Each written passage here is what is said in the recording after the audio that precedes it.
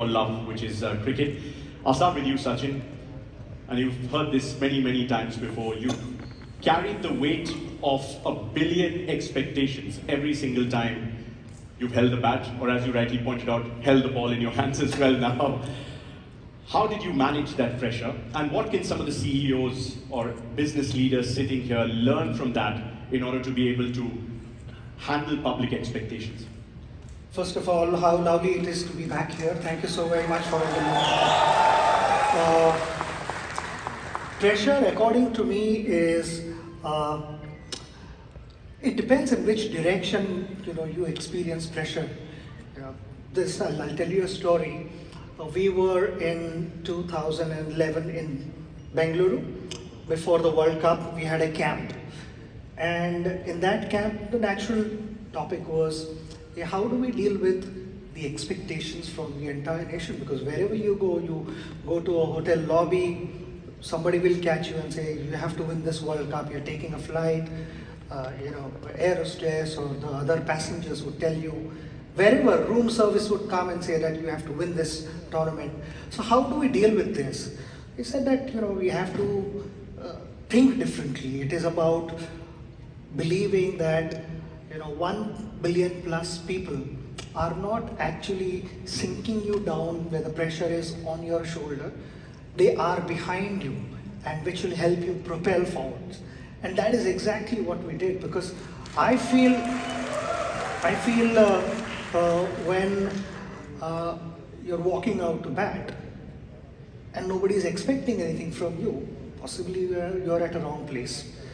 People should expect something from you, and I felt that kept me on my toes. That also allowed me to prepare myself better and be more focused, not to take anything for granted, because at that level, when you're representing the nation, it's a big responsibility, and every moment matters, and every thing that you do, every step you take matters. So that I enjoyed being under pressure. I enjoyed when people expected something from me. I knew I was in the right spot. Expectations grow only because of your past performances, and which is a good thing. So it all depends whether you allow the pressure to sink you or propel you forward. Yeah, they do say, right? Quarter-final, when we walked out here and everyone started screaming, Sachin, Sachin, Sachin. And there was 100,000 people outside the stadium, and then we walked in, there was another 100,000 inside the stadium, and everyone would have thought that the Sri Lankan team was under pressure.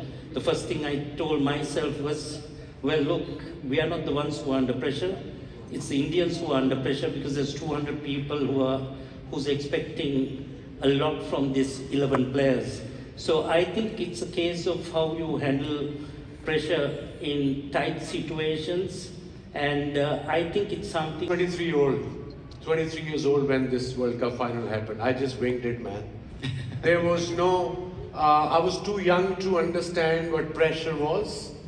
And obviously my captain at the time, Imran Khan, I remember night before, he gave us a lot of confidence during the World Cup, because we started off horribly wrong. We lost to practice game against Sri Lanka. We lost practice game against South Africa. We played a practice game against over 40s cricketer in Canberra. We lost comfortably.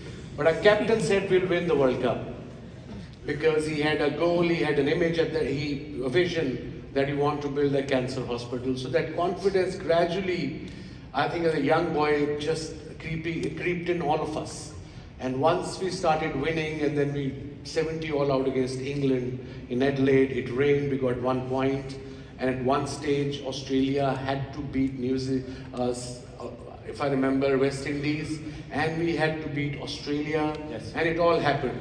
But as one, we qualified for the finals, and I remember a night before, at about 7, 8 o'clock, I called my captain's room. I said, look, Imran bhai, I'm too excited. I can't go to sleep. I said, because it's 7 o'clock in the evening. That's why you can't go to sleep. So have your dinner, wait, because it was day-night game. 12 o'clock, you just walk across the MCG. But once I arrived at the ground, I felt very light. You see, when you felt pressure, these both greats spoke about, when you're under pressure, even in business, you feel kind of a bit heavy because your mind is maybe thinking overtime. And I felt there was no, I was focused and relaxed and Companion, so long as we were playing, we were under pressure. If you were doing well, people were expecting you to repeat that performance again. If you're not, then obviously you have to get back on your feet and deliver. To me, the match did not start on the morning of the match day. For me, the match started good 12-15 hours before the actual starting time. And somewhere, right from my school days, my brother taught me that I need to start preparing myself for the game. And literally, even when I was playing for India, till the last day of my career, I used to iron my clothes in the room. Because when I looked at the clothes while ironing, somewhere my subconscious mind had switched on that it's work time. It's about your commitment, your passion, and then obviously the biggest thing was responsibility. People, you can't let them down because you're not prepared. And I used to start preparing myself. But then eventually, you go out in the middle and it is all about owning those 22 yards. Be it a bowler or a batter, you want to own those 22 yards, and what can you do to make yourself comfortable there in the middle? I tried doing that. I tried figuring out ways to be able to get to my target. You have to study your opposition, and sometimes there are new players. All those kind of surprises are there. However much you prepare, there are going to be surprise elements. But what I tried to do in the middle was I tried to surrender myself to my subconscious mind. It is the conscious mind which puts you under pressure. A lot of information happening around or bad experiences from the past, which you are constantly reminded by your conscious mind. Subconscious mind knows. Subconscious mind sees the ball there, and you play that cover drive automatically. You play cut or straight drive. It just happens on its own.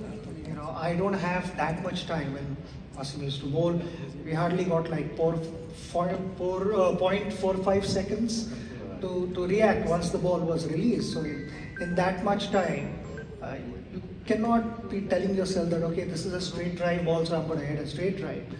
You just surrender yourself to your subconscious mind. And that is when I realized that being in that zone, which everyone says that I was in that zone when I was batting. What is that zone?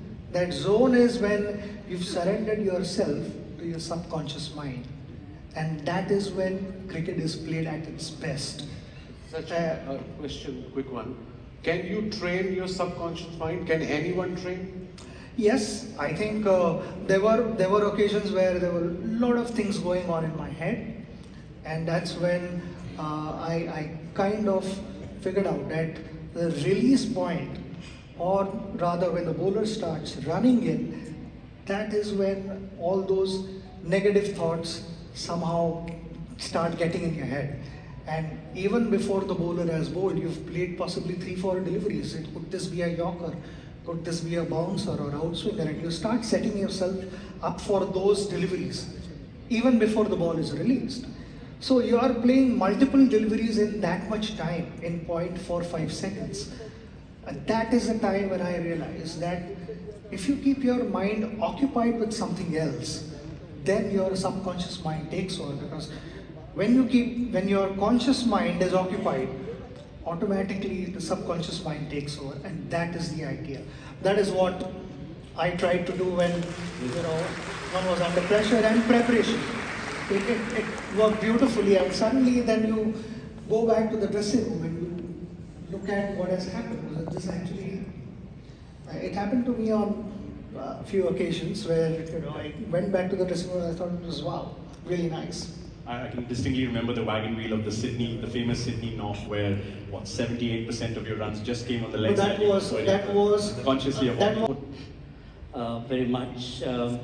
So to give a perspective to it, I think when I started schooling and then when I got to my O-levels, I had to make a decision whether to continue my cricket, and my father came up to me and asked me, because I got picked to tour England, father came and asked me whether you want to do the exam or go on the tour. This was my A-levels.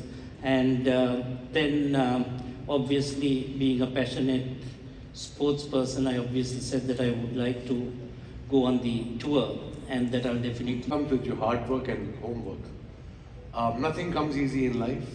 And every day is a new day, different challenge, different kind of pressure, like Sachin said and Aravinda just mentioned. Pressure is different every day. As a bowler, it used to be against him, it was different. Against him, it was different. Against Gilchrist, it was different pressure. And expectations from the nation, that puts a lot more stress on you. And then what I've learned, obviously, in general, playing with the greats, playing along under one of the greats of the game, Imran Khan, have taught me very little and simple kind of rules. They're never to be satisfied with your performance. If you did well today, enjoy it, and tomorrow forget about it, because yesterday is a history. And plan what you have to do tomorrow, and plan it, and then focus your energies there. Some people or some sportsmen in cricketing world, they just linger on their performance, what they did, say months ago. That's gone, that's history. You have to plan it for tomorrow and start afresh. Yeah. And you know, that's very important. And it's a simple, easy messages that I mean, still I do a lot of broadcasting now, and you do as well. It's a hard work. If a game starts at 10, you have to be there at 7:30. Game finishes at 6, you're there till 9 o'clock. So you a lot of homework done, the stats and everything. So yeah, consistent hard work, never satisfied with your performance, and just keep thinking and believing that you can do better and better, even as an individual or as a team. Positiveness, be happy.